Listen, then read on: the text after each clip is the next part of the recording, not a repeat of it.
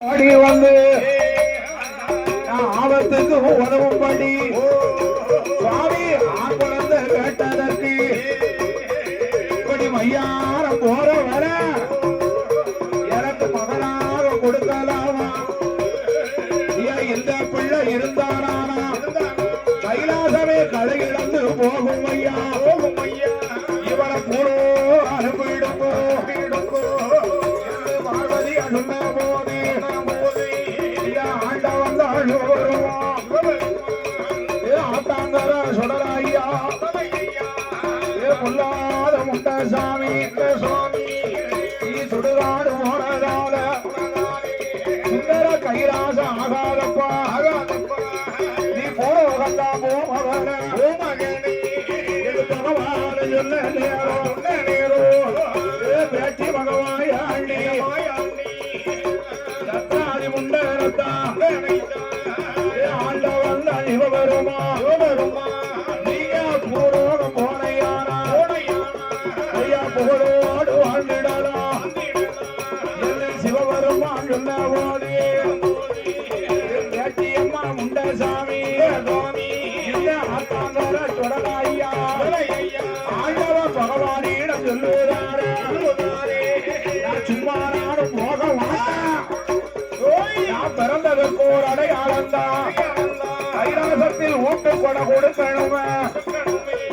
அந்த கைராஜ வாசலிட நாள் பார்த்து தினம் குறித்து எனக்கு நல்ல வெள்ளி கிழமையிடா ஒன்றாக கால் நிறுத்தி ஆன கொட்டவன் வந்த போட்டு இந்த ஆண்டவன் உடலைக்குத்தான் மண் உடைத்து பீடம் போட்டு மாயாண்டிக்கு ஒரு வீடம் அந்த பேத்திக்குத்தான் ஒரு வீடம் தம்பி உண்ட எனக்கு ஒரு வீடம் அப்படி 30 இடம் போட வேண்டும்.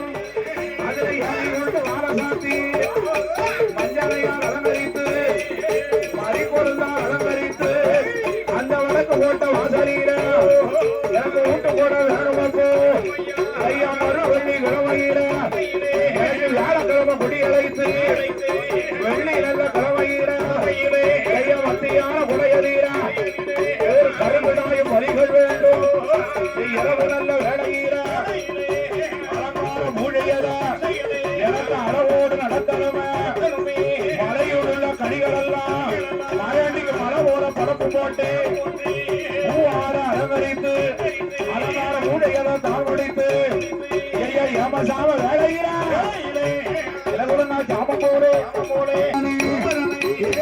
பண்ணி ஒருவரானே சூழாடு ஒருவரானே சூடு பண்ணி ஒருவரானே கரைவிடா ஒருவரானே அருஞ்சாமல் ஒருவரானே எனக்கு 7வது மகனீரா நலவழிதான் வேணும் வந்து